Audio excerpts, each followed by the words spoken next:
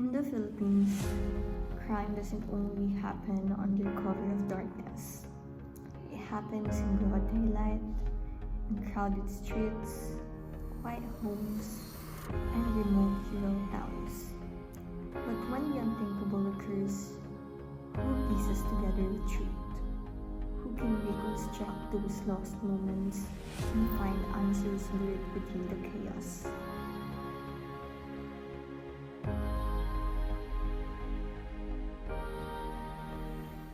Forensic science holds a powerful tool, a discipline that transforms bloodstains into testimonies and violence into data. Blood spatter analysis, a field once on the hinges of forensic investigation, is now reshaping how crimes are reconstructed and understood in the Philippines. Bloodstains are more than mere evidence. They are signatures of actions, clues in the final moments, telling a story only the trained eye can decode. Through blood spatter analysis, forensic experts can determine the movements and actions of both victims and perpetrators. By studying the size, distribution, and direction of blood drops, they uncover hidden truths, information on the positioning, the type of weapon, and even the sequence of actions that led to these final moments. Yet, in the Philippines, where forensic resources are limited and access to advanced tools can be scarce, the journey to master blood spatter analysis has been both challenging and inspiring. With support from international training programs and local experts, Filipino forensic scientists are now pursuing and pushing the limits of their craft, creating accurate crime scene reconstructions which hold up in court and deliver justice for families and communities. Today, we will explore the science, the challenges, and the breakthroughs in blood spatter analysis within Philippine forensic science. From training labs to courtrooms, join us as we uncover how blood spatter is helping to redefine the truth in Philippine crime scene reconstruction.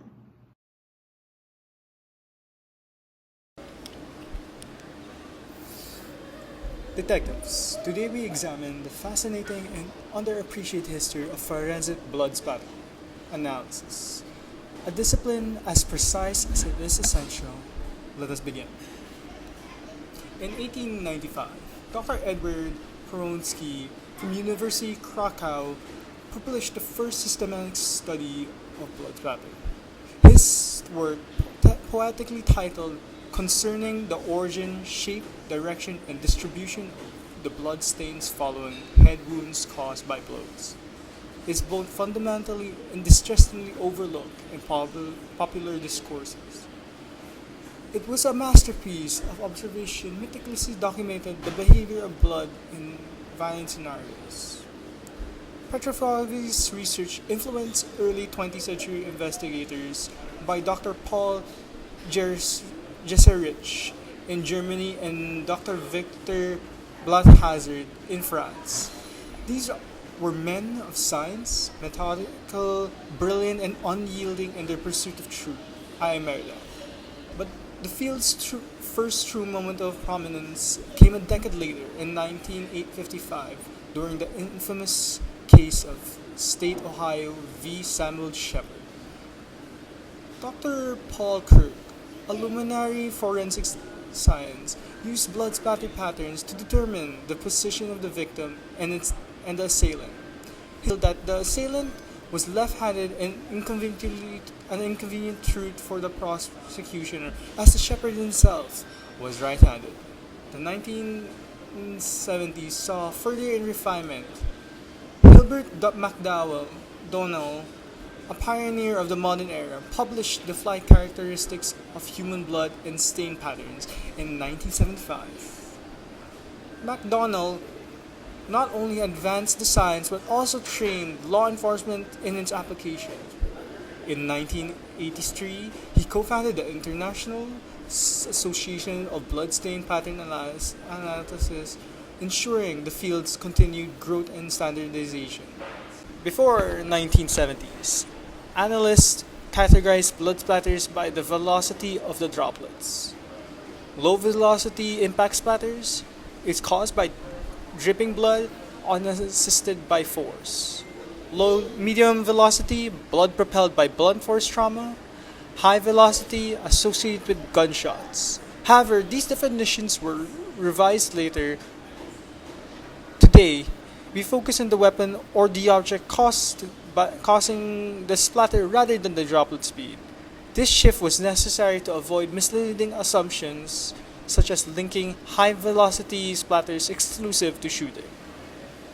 In conclusion, blood splatter analysis is not merely a study of stains, it is a pursuit of truth. While truth is often grim, it remains essential in our administration of justice. Thank you. You may be dismissed.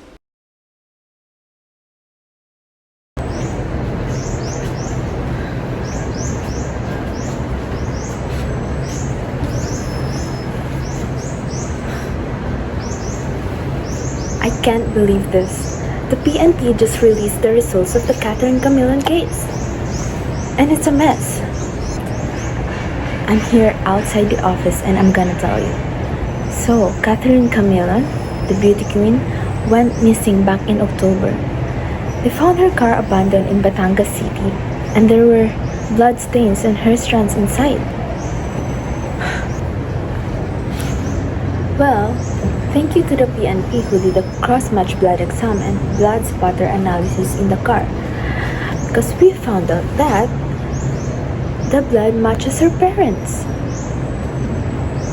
They also got a few suspects, including Police Major Alan De Castro, who was allegedly having an affair with Catherine. Now, they're building up a case against him and some other guys. We can't let this go unsolved. Blood spatter has been really useful here in the country. Imagine, we can use it in any crime scene, including drug killing crime scene, kidnapping, and murder.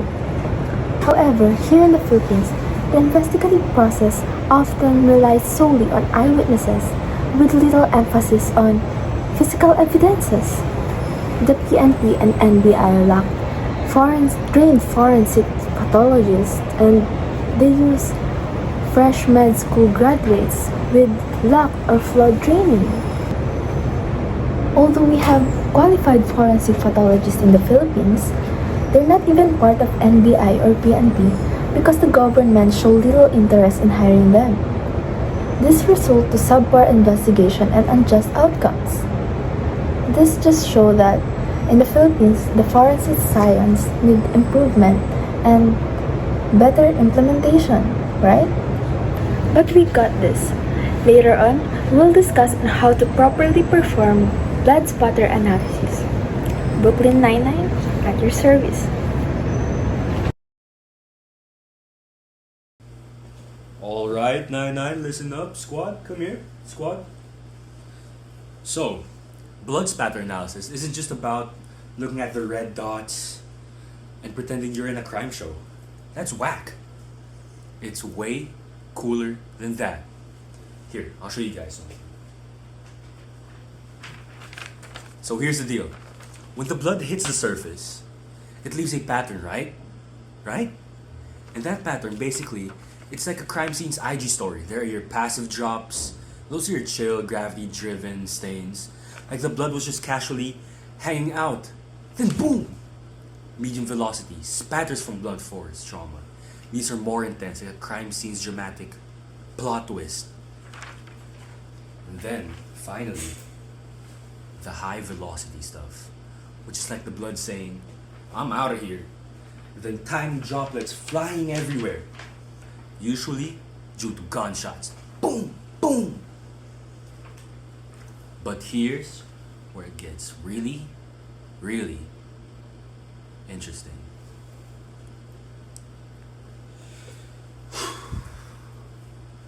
So by measuring the angles, sizes, and then direction of these stains, you can figure out where the victim and the suspect were located. Isn't that cool?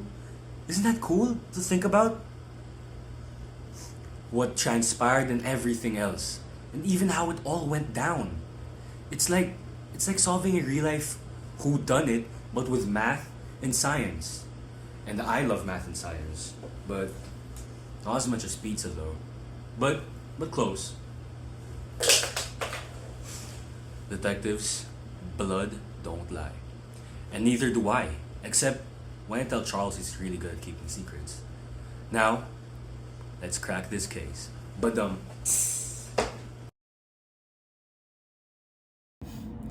spatter analysis is a crucial tool to help reconstruct violent crime scenes. A bloodstain's looks, pattern, and distribution in a crime scene can paint a gruesome picture of the events that took place before the bloodshed. This analysis is primarily performed in two stages, which is pattern analysis and reconstruction. Pattern analysis is pretty self-explanatory. It takes a look at the physical attributes of the bloodstain's patterns, including the stain's size, shape, and distribution, as well as its location and even surfaces of where the stains were found. Analysts can then interpret pattern types in the crimson mess, and even the mechanisms that may have caused the crime to happen. The reconstruction stage this time is where the data from the analysis is put to use, putting it to contextual explanations to the stain patterns, such as the crime that occurred, where the person bled from, or if there were outside factors that affected the stain patterns. Analysts then use the direction and angle of the spatter to establish areas of convergence, which is the blood starting point, and the origin, which is the estimation of where the victim and suspect were in the relation to each other during the bloodshed of the crime scene. While you may think that blood spatters is limited to basic crime scene analysis, don't you fret, detectives, it has several potential uses outside the crime sphere. Blood spatter, as I mentioned before, is not limited to criminal cases. It can also be used in lawsuits involving personal injury, workplace negligence, and wrongful death to help establish evidence. It can be used in both training programs for rookie investigators to improve their ability to accurately interpret bloodstain evidence, as well as scientific research into blood dynamics and fluid mechanics, enhancing understanding on how blood behaves under certain circumstances. And lastly, evidence from cold cases can be reanalyzed with modernized techniques, potentially offering new insights and tying loose ends to long unsolved criminal cases.